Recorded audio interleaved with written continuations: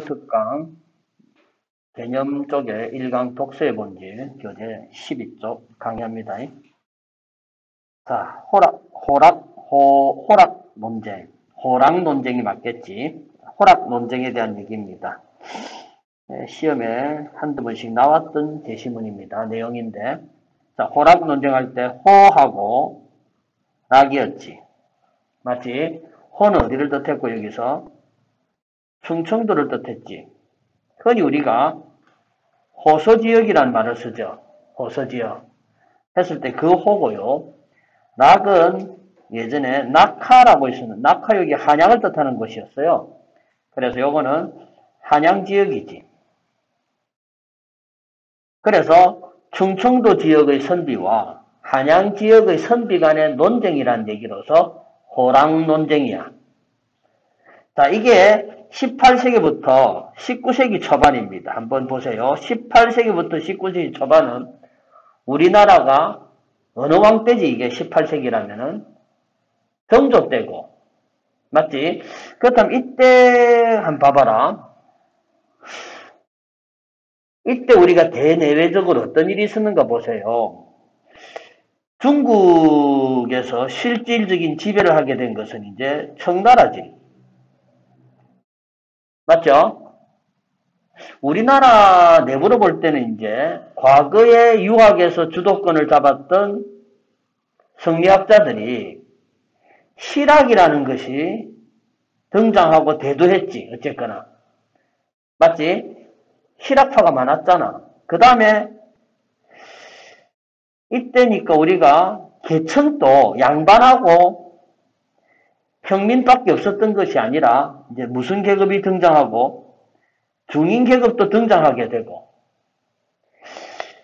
여성 또한 이제 그들의 목소리가 높아지게 되는 맞지? 이때까지 뭐라고 취급되던 이단아라고 취급되던 어떤 부류들이 새로운 주류 계층으로 편입되는 거지.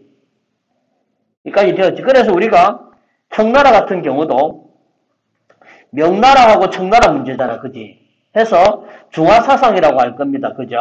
과연 청나라를 오랑캐로 볼 것인가 아니면 새로운 중화로 볼 것인가. 청나라를 오랑캐로 본다면 우리나라가 혹시 소중화가 아닐까 뭐 그런 논쟁들이 있을 때죠. 되었습니까? 자, 이게 이 시기야. 이때 당시 학계의 주류였던 노론학자들에 의해서 주도된 게 바로 호락 논쟁이랍니다. 그래서 충청도를 기반으로 한 호론과 한양을 기반하는 락론이 있는데 18세기가 이렇고 맞지? 그래서 호론은 충청도는 대체로 무슨 입장이고 보수고 한양은 대체로 진보 입장이란 얘기지. 맞지? 그래서 당시 보니까 조선의 학문과 국제정세가 크게 변해가는 시점이라 했나. 조선의 학문은 아까 얘기했듯이 이제 실학이라는 것이 이제 대두달고 맞지? 그 다음에 국제정세 또한 아까 얘기했듯이 뭐 청나라 쪽이겠죠 이제. 그런 식으로 시대 상황이 나왔다는 얘기고 그때 누구? 이 송시열 쪽으로 쭉 나왔던 권상아의 두 제자 한원진과 이간에 의해서 점화되었다 이거지. 맞지? 해서 이거를 우리가 인물성에 대해서 동이냐 이냐 이거지. 인물성이란 얘기는 인성과 물성을 얘기하지. 그래서 인성과 물성이 서로 같은가 동이고 다른가가 이겠지. 따라서 쉽게 얘기해서 인물성에 대해서 동으로 생각하는 게 있고 인물성에 대해서 이라고 생각하는 게 있지. 즉 사람과 동물이나 혹은 사물의 본성이 동일하다 혹은 다르다 이거지. 차별의식이 있는 게 뭡니까? 다르다지. 좀 보수적이죠 요거는. 위에 나오는 권상아의 두 제자 중에서 한원진이가 인물성 2를 주장한 사람이고 이간이 인물성 동을 주장했거든요. 되었습니까? 따라서 인물성 2를 주장한 것은 이거는 충청도야 아니면 한양이야? 뒤에 읽어보면 이제 호론이죠, 요거는. 맞지? 이가는 뭐다? 낙론이란 얘기야. 되었습니까? 자, 해서 이제 이문단이 나오는데, 호락 논쟁의 핵심은 결국 인성과 물성이 과연 동일한가에 대한 여부다 이거지. 자, 그래서 이거는 인의 예지신이라는 오상의 해석 문제인데, 이는 성리학에서 이거는 바로 본성이라고 하죠. 하늘이 내린 거라 하지. 맞지? 하늘이 내린 거다 이거지. 그렇다면 이 하늘이 만물에 다 내렸는가 아니면 인간에게만 내렸는가 그 문제 아니겠나 그자. 그래서 만물에 다 내렸다면 당연히 인물성 동이 나올 것이고 인간한테만 내렸다면 인물성 이가 나오겠지. 어떻게 해석하느냐의 문제겠죠?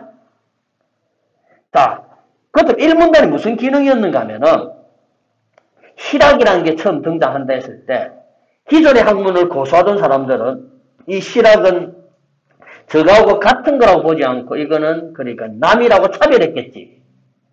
청나라 같은 경우도 저거를 중화로 보지 않고 중국을 보지 않고 저걸 차별하는 오랑캐로 보았겠지. 즉 다시 본다라면은 실학이나 청나라를 물성으로 보았겠지.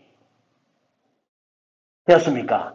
저거는 인간의 본성이 아니고 사물이나 동물의 본성이다. 이건 인간과 같이 취급해서는 안 된다. 우리와 같은 학문으로 봐서는 안 된다. 아니면 우리가 존경하던 중국으로 봐서도 안 된다. 뭐 대체로 이런 것들이었죠. 됐습니까? 자, 그게 이문단 얘기야. 이문단이 그래서 호론에서는 어쩌고 저쩌고 낙론에서는 어쩌고 저쩌고가 나오지.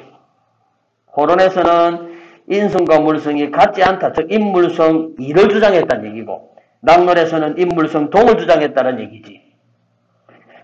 그러고 난 뒤에 이제 산문단 이제 보았더니 뭐가 얼핏 보니까 이가 즉 호론 주장이 설득력이 있어 보인다 이거죠. 그러나 하지만 성리학의 원론적인 정의에 본다라면은 만물에 다 부여되었다는 얘기지. 전적으로 거부하기는 어렵다. 따라서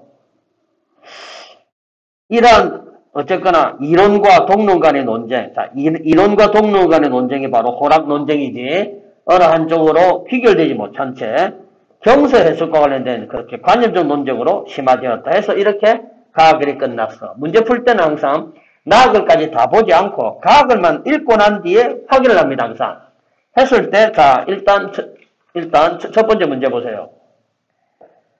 자, 가학을 가지고 봅니다. 호락 논쟁은 당시 학계의 주류 학자 누구였습니까? 방금 노론이었죠? 노론이었습니다. 오네요. 호론과 낙론의 명칭은 그 학자의 지역적 기반인 충청도하고 어디였다? 한양하고 관련이 있었죠? 오죠? 인물성 이론 이렇게 근거는 모릅니다. 그죠? 어느 게 더 명확한지 이건 X가 되겠죠. 됐죠? 이제 나학을 한번 읽어보겠습니다. 자, 나학을 가겠습니다. 인성과 물성을 같다고 볼 수 있느냐의 문제는 조선 후기 호론과 낙론의 유학자들 사이에서 격렬한 논쟁으로 비화했다. 원인이 뭔가 이거죠, 이제. 맞죠? 그랬더니 새로운 타자의 등장이다 이거죠.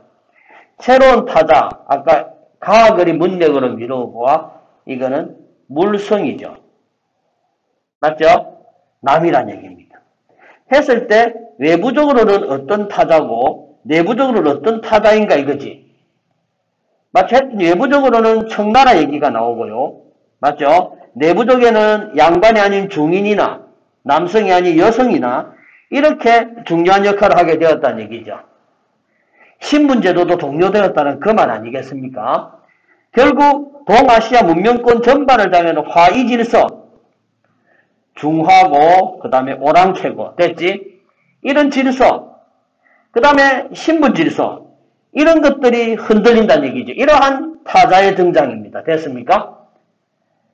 당시 유학자들은 이들을 고민한다는 얘기죠. 과연 저들을 동물로 볼 것인가?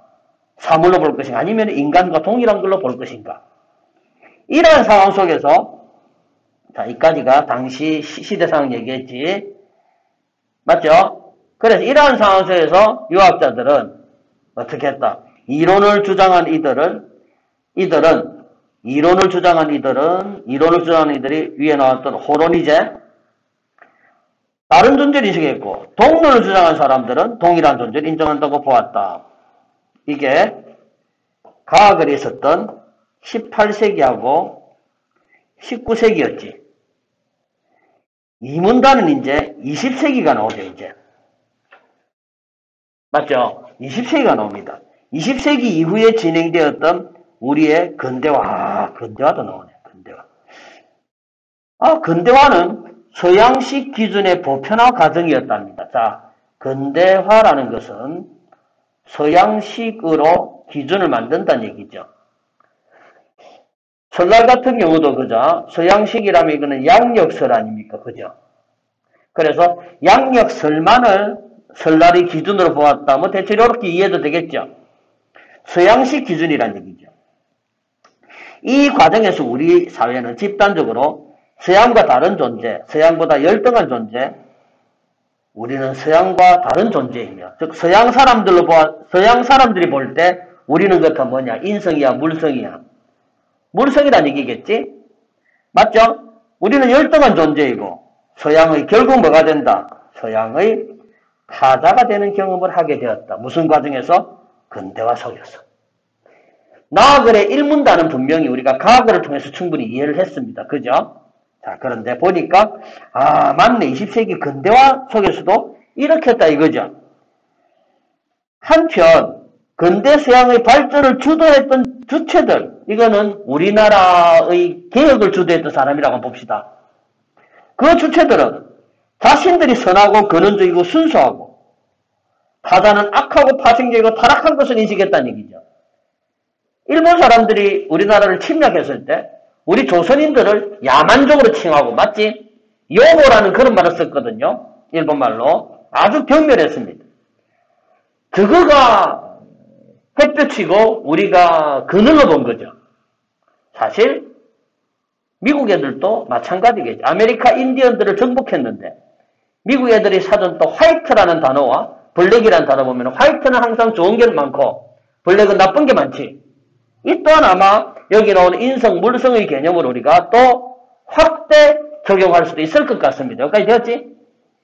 자, 어쨌건 이러한 인식이 영향을 받으면서 우리의 근대화를 주도했던 이들은 우리의 근대화를 주도했던 우리나라 사람들이지. 그 중에서 서양의 타자로서 우리께 열등한 것으로 보게 되었고, 그러한 상황에서 벗어나기 위해서 무조건 우리 거를 부정하고, 맞지?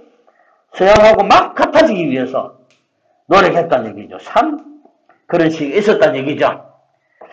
자, 어쨌건 이제 마지막 문단 이제 정리하겠지. 조선 후기 인성과 물성의 각고다음에 대한 논쟁. 자, 이거는 나글의 일문단에 대한 얘기지. 조선 후기 인성의 물성과 논쟁은 새로운 타자 수용 과정에서 기인했고, 우리의 근대화, 이거는 두 번째 문단에 대한 얘기겠지. 우리의 근대화는 이렇게 했다. 그렇지만은 그것들이 인성이나 주체와 어떻게 같은지 다른지에 주목되는 것은 결국 타자의 등장이었다는 얘기 아니까, 그자? 이런 타자의 등장인데, 보세요. 주체를 중시하는 의식이다. 이는 결국 뭘 낳는다? 중요한 말이 차별의 문제를 낳는다는 얘기지. 뭐 했을 때? 위에 했던 인물성이 뭐하다고? 이하다라고 얘기했을 때. 맞지? 그때는 결국 뭐다? 차별의 문제랍니다. 자, 만약에 그렇다고 해서 인물성 동을 인정했을 때도 근본적으로 해소되지 않는다. 맞죠? 인물성 2를 하면은 차별화 문제를 처리하게 되고, 그 대안으로 동을 인정한다 하더라도 근본적인 해결점은 아니란 얘기죠. 마지막 문장 나오겠죠. 그렇다면은 근본적인 문제는 결국 물성이나 타자 자체 의미를 발견하고 그 가치를 존중한 의식으로의 어떤 터닝이 필요하다라고 얘기하고 있는 게 이 글이었죠. 나아가겠습니다. 새로운 타자의 등장은 호락 논쟁을 촉발하는 원인이 되었다. 맞습니까? 그렇죠. 우리의 근대화를 주도했던 이들은 서양을 우월적 존재로 보았고요. 인정한다고 해서 근본적인 문제는 해결되지 않는다 했죠.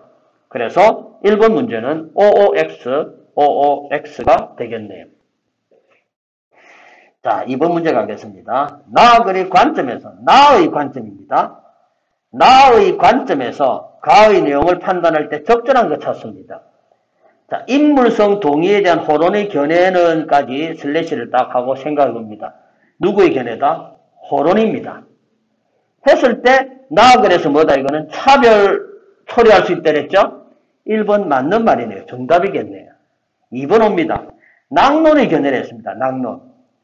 낙론만 한다라도 차별의 문제 해소할 수 없다라고 했죠. 맞지? 그래서 해소할 수 없다라고 했습니다. 맞죠? 그 다음에 3번. 호락 논쟁이 엉뚱한 얘기죠. 도움 안 되고요. 호락 논쟁을 주도했던 학자들은 누구였습니까? 아까 노론파이어들이었죠. 엉뚱한 뒤에 엉뚱한 얘기. 자, 그래서 항상 이게 적절한 것은 정답을 고르고 난 뒤에 나머지 선택지들은 정답을 위해 존재하는 데코레이션에 불과하다고 했죠. 그래서 적절한 그 문제는 머리에 한번 생각해보고 답을 찾는 겁니다. 이처럼 슬래시를 해놓고 호론의 견해가 뭔가 생각해보고 답 고르는 게 훨씬 편할 겁니다. 다 읽고 고르는 게 아니라. 자, 이렇게 해서 개념학습 처음 거 한번 풀었습니다.